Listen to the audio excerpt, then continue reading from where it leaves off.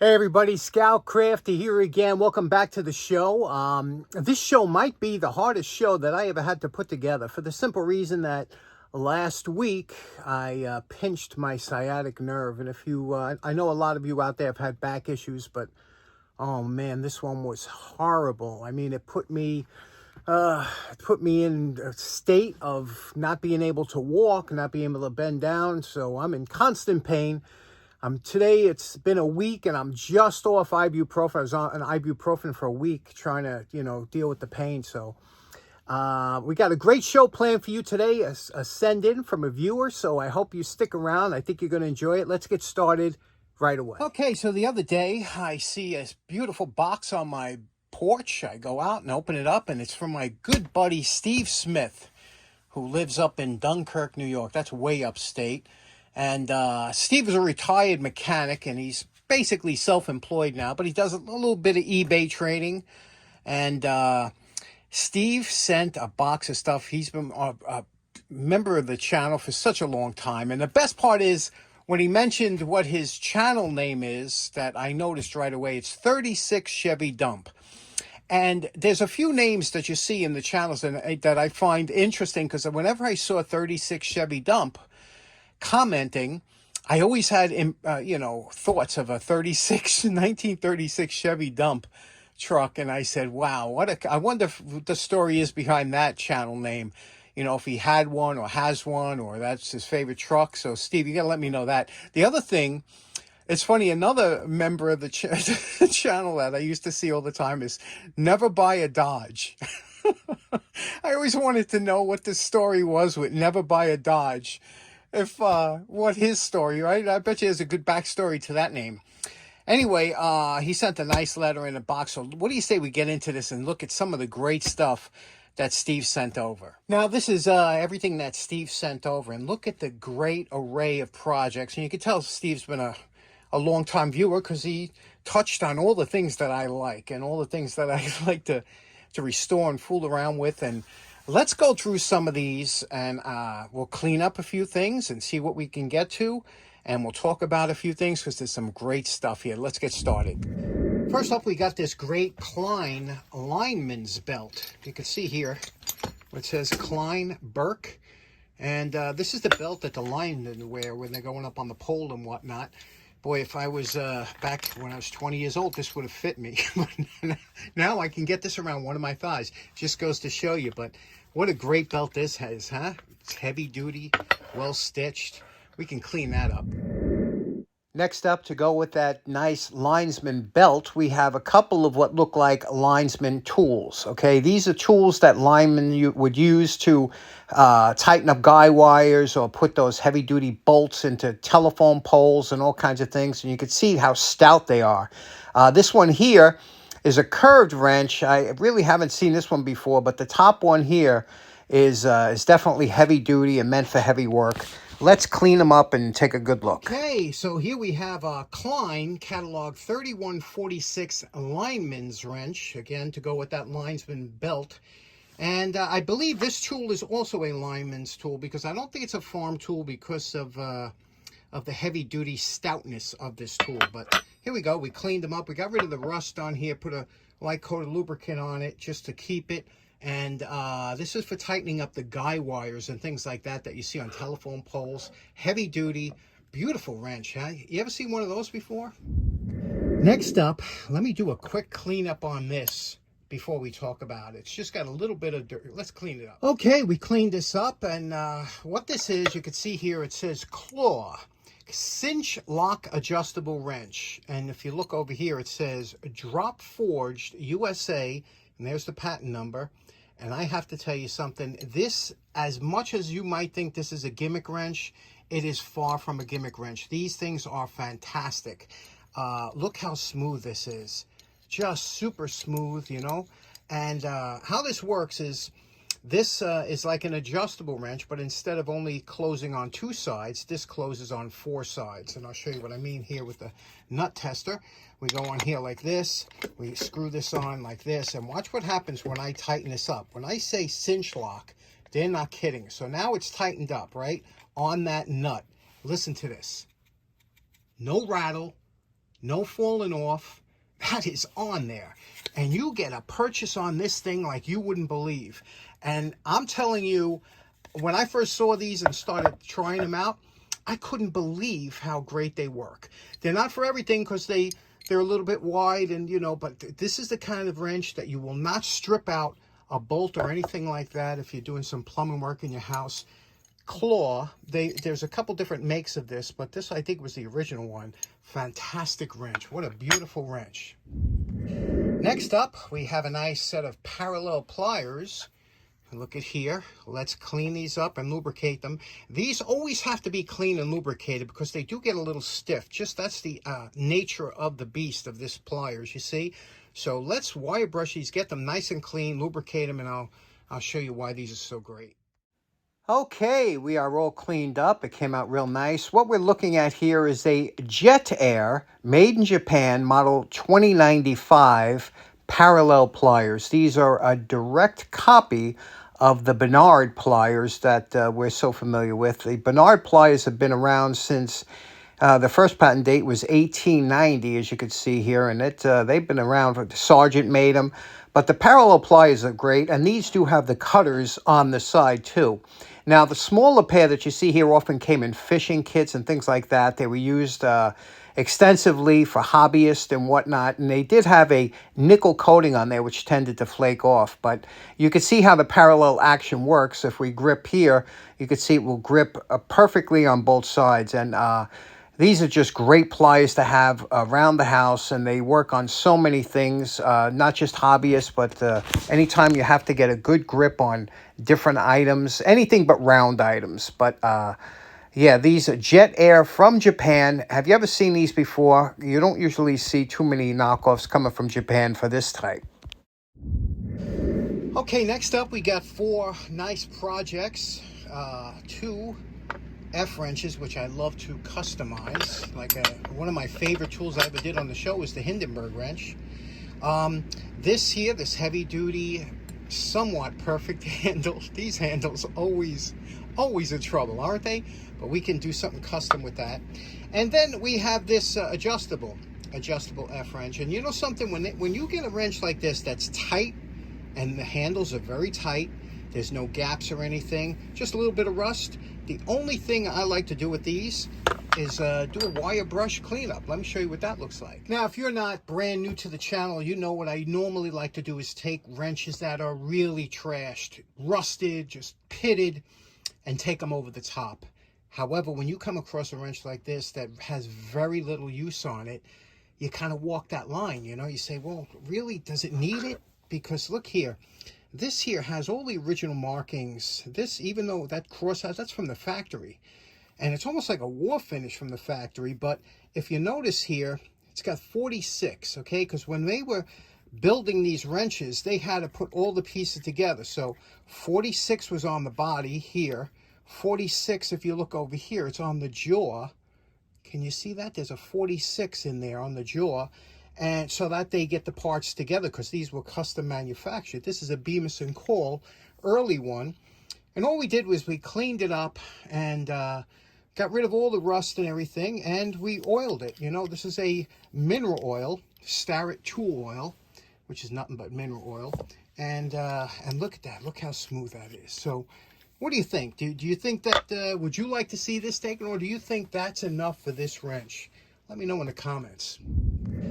Next up, some of my old timers might know what this is, but I always found these cool. Let me clean it up and show you what this is. Think about it. Okay, we're all cleaned up. Did you figure out what this is? This is what we used to call quick links. This is a link that you repair a chain with, or join 2 chains together. And how this works is it comes apart like this. You just put your nail in there and you open it up like this. And there it is. It's got pins that hold it together. So if this is, you could see 3/8 chain that you would use, and you would take this, put it around, put this around, and when you lock it together like this, the chain holds it that it can't come apart. What do you think? You ever seen one of these? It's funny because they make different styles. This is an older style. That D makes me think maybe this was made by Diamond Tool, but what a lovely quick link, huh? Next up, I know we have some pen collectors out there. Any pen collectors? Because check this out. This here is an early ballpoint pen that was dual color. It had a red and a black side. You see here? This was the red side, this was the black. And there must have been a way to refill it. And this is like a Bakelite or some kind of plastic we don't see anymore. But you see there's a, that's all since dried up, but there's a tube in there. And there's one on the other side. The thread is very fine. Look at this, very well made. Super fine threads, look. So I wondered, does anybody know, do these get filled? Do you fill them up with maybe a pipette or something? Or, isn't that nice? Look at that, well fit. What a beauty, huh? Anybody ever seen one of these before? Next up, check out this here. What a sweet thing this is. This is a Winter Brothers company out of Rochester, Michigan. And what this is 1 inch by 8 threads per inch, national course.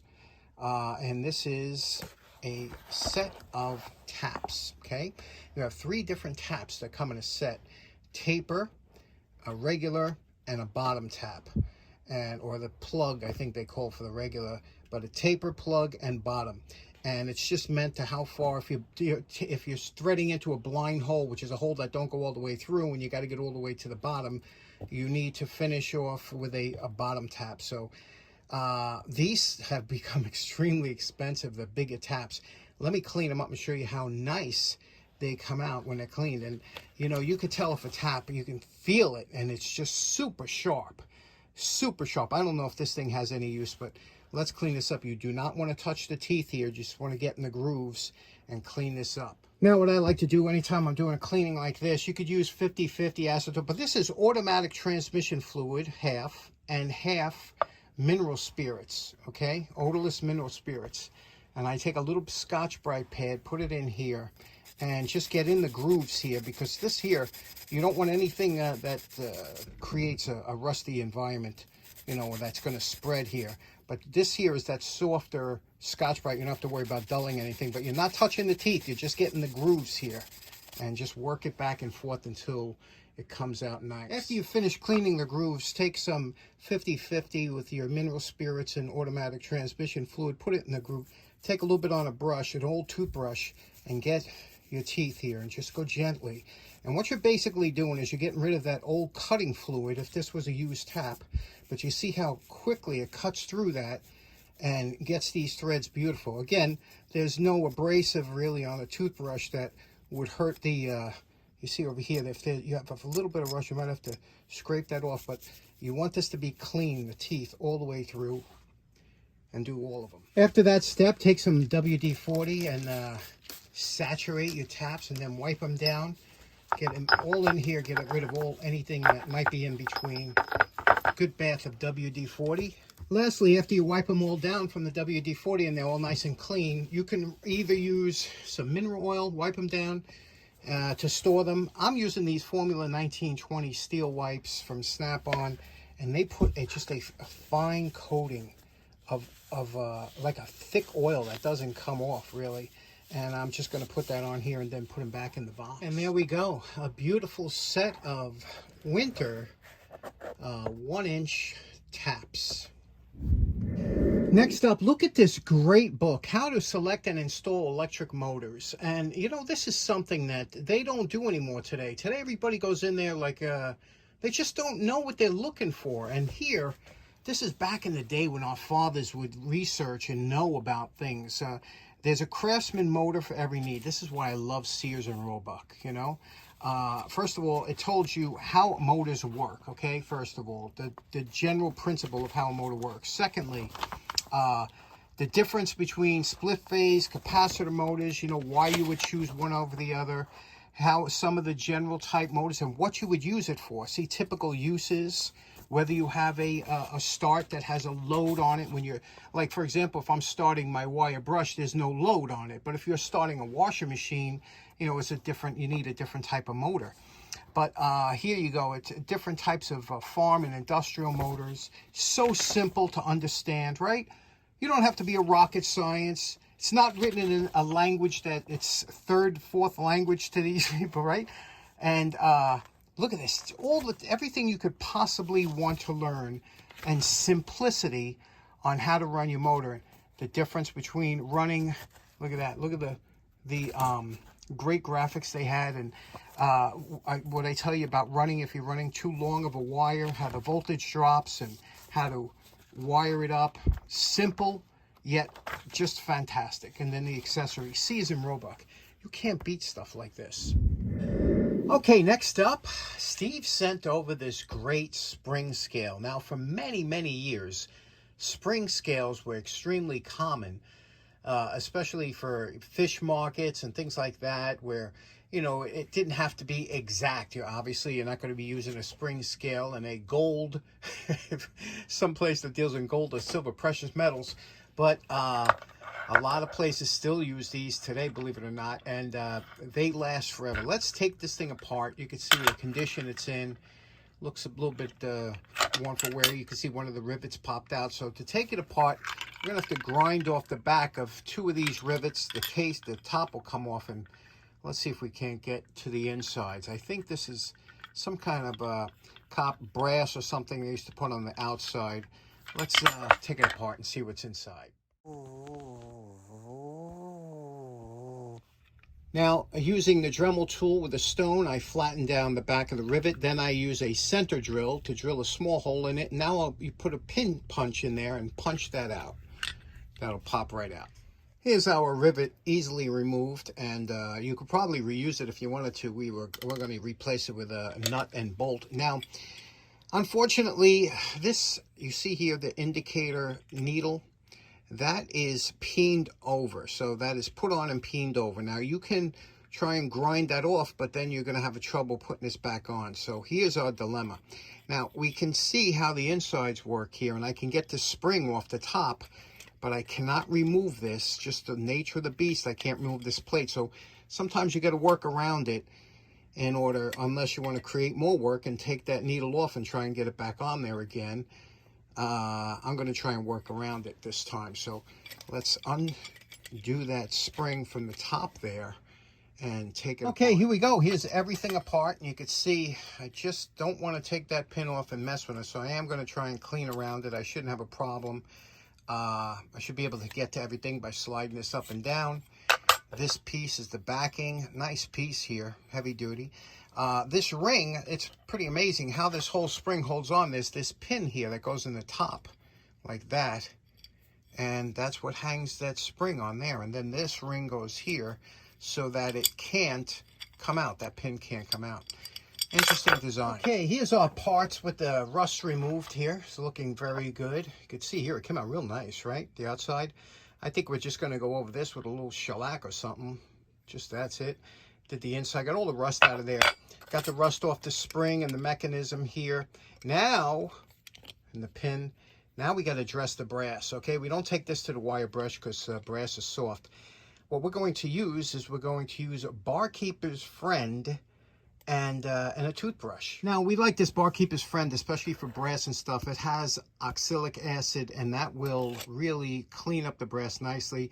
We're going to make put a little bit here with some water and make a slurry, and then hit it with the toothbrush. There's the slurry. We're just going to take a little bit here, and we're going to just go and let the cleaner do the work. Do not try and go overly abrasive with this. You'll see that this cuts right through that tarnish and grime, but you just got to give it time to work. So just work it back and forth. Let the cleaner do the work, and you'll see how this comes out.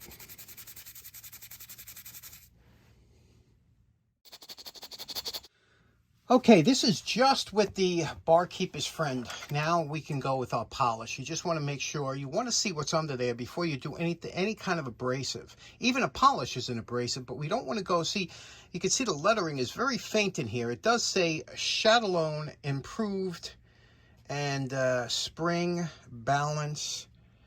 And the date there, you can see 1867. Now, once you have it to this point, we could go with a little bit of polish, okay?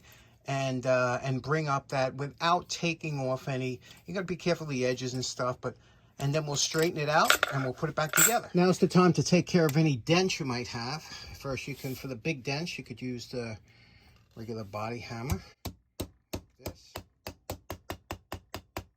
Straighten it out, and then using a smaller hammer,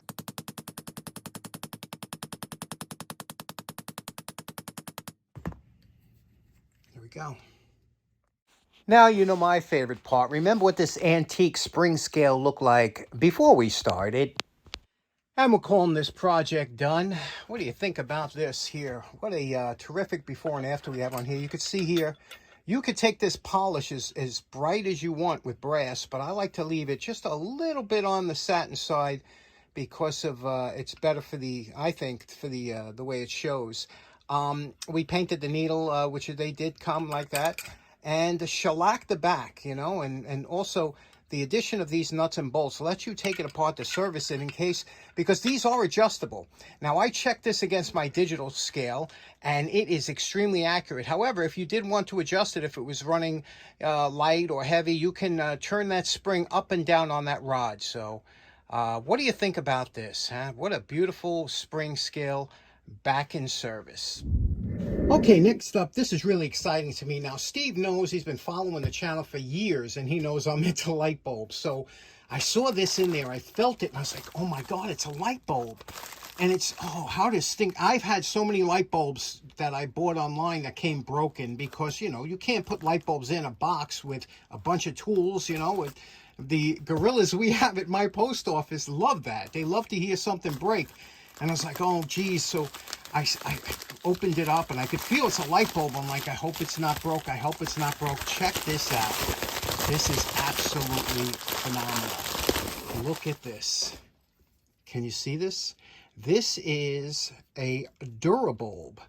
A Durabulb. I don't know if you can see the writing here. It was from Science, Lighting Science Company, and they made these. At one time, these were the most popular selling LED light bulbs in the world. Home Shopping Network had a bunch of these. They used to sell them by the millions. And these things were super popular. And yet, most of you, like me, have never seen one before.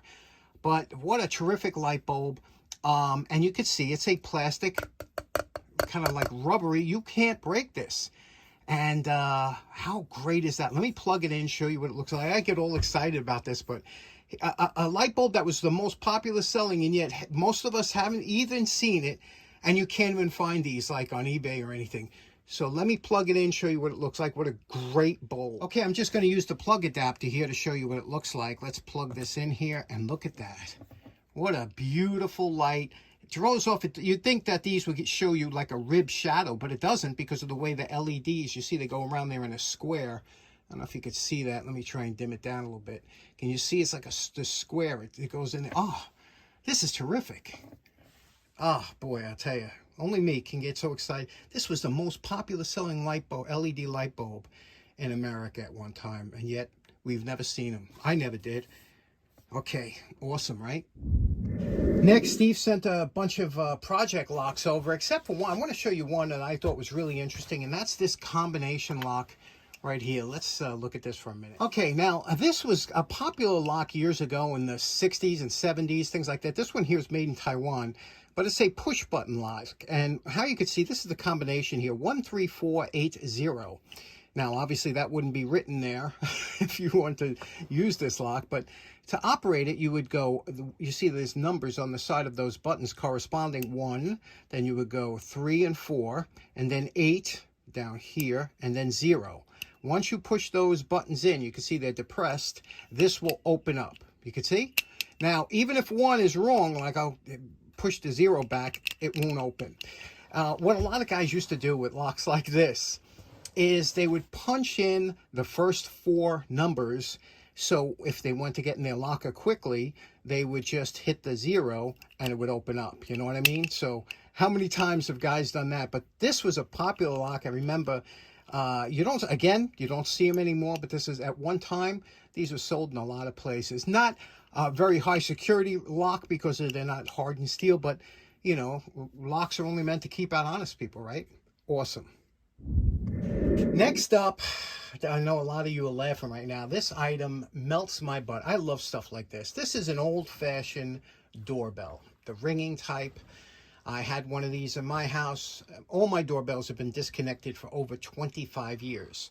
I do not have a connected doorbell because I don't want to answer the door. I'm going to get off my lawn stage in my life. So anyway, this particular bell here, God knows what the life this has seen, right? Look at it. Look at the condition it's in. It might have been outside. The chromium is all off the bell. This is black, but I bet you this thing still works because these things worked forever because of the simplicity. However, before we got to check it out, and if it works, we'll clean it up. But before we do, you can see here, I want to show you something. You see these nuts down here that on these posts, these are wiring posts. That's how you wire up the bell, by putting wire around here. And now, this one's missing a nut. So if you wanted to see what size that was, let's say you want to go and buy another nut, we use what's called a thread checker. Now, you can get a thread gauge, whatever, but you want something simple. I was watching my good buddy John Fix the other day, and Johnny came up, he says, look what I got. He showed me, I had to go out and buy one right away, so I'm going to show you. So here's my disclaimer, you know, about this. Now, these were always my go-to bolt and nut checkers, okay? I bought these a while back. These were expensive when I bought them, but I always wanted them, and I treated myself. Now, if you wanted to find out, you can take this shows you what the bolt size is. This would show you what nut size it is, okay? So you would just try it. You would try and spin it on. It was good. Don't get me wrong. It lasted me. I used it 100 times, paid for itself. But John had something that I think is even better. Now, I don't know if this is the same exact distributor as John has, but I know it's probably made in the same factory because they look identical. What this is, here, you can see, this is, I know right now you're saying, ooh, that's pretty good. There's all the sizes. It's metric and standard. Now, you know, depending, you can buy different sets. You can buy 30-piece, 40. Try and buy the biggest set that you can get. This is a 50-piece set. I believe they go up to 54. And I don't know if they were bigger. This is about as big as I want to go, 1 inch. However, let me show you how this works. Now, we have that bell, right? We don't know what this stud is, but I have an idea. These are usually 6/32 here. So we go down here to 6/32. We pull this out. And there it is. There's the stud on one side, the female on the other. We put it over here, try it out, and sure enough, that's the size, okay? And if you wanted to check, let's say we want to check, we only had the nut. We didn't have the stud, okay? So I'll take the nut off here.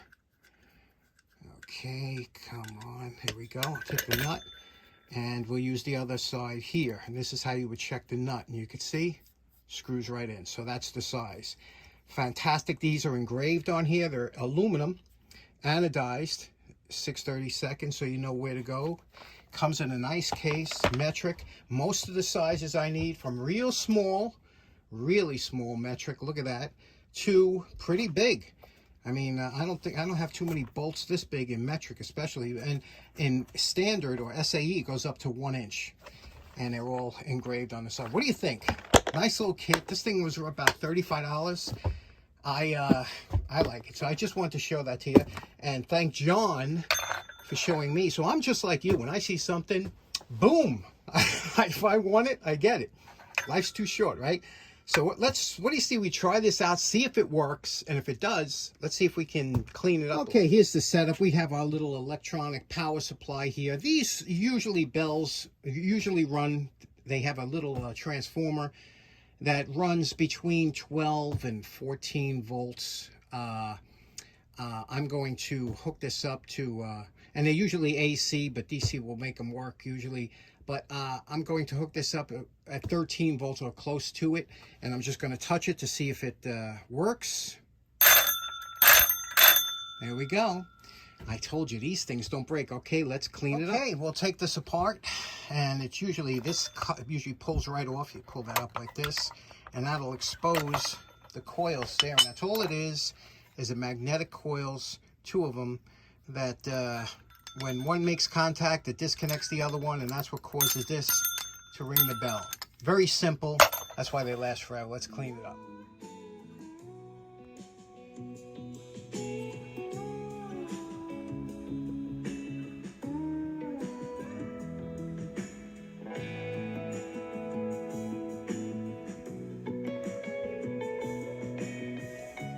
Next up, we'll just take a piece of pine, put a coat of gun stock stain on it, 2 coats of shellac, and now we're going to give it a waxing, and that'll be good for the plaque. Now you know my favorite part. Remember what this antique doorbell looked like before we started? And we're calling this project done. What do you think about this, huh? Boy, this is, you know, these bells used to come a couple different ways. One, the inexpensive economy model was painted black, but the deluxe model was chrome plated, and I tried to make this like the deluxe model by polishing out the steel. What do you think? That came out real nice, didn't it? What do you say we give it a try? Mounted it to that plaque just temporarily, but let's give it a try and see how it sounds. Okay, now I have it on 6 volts. This would operate on many different voltages, but this is what 6 volts would sound like. Let's up the voltage a little bit here. Okay, now we're going to go to 12 volts, okay? And this is what 12 volts sounds like. So you can see it operates in the more voltage, obviously, the faster it rings. This is 3.5 volts. That's a nice, pleasant ring, right? Okay, so in closing, we got a lot done today. It was actually, it was a week in the making. I could only stand up for a little while at a time each day. So I was coming down here twice a day trying to get this video out. Special thanks to Steve Smith for this fantastic send-in. You really picked some great items, and there were some other items in there I couldn't get to, but great stuff. Thank you again so much for that. Hope you all enjoyed it. Let me know what your favorite item was. Have a great day. We'll see you again next week. Take care now. Bye-bye.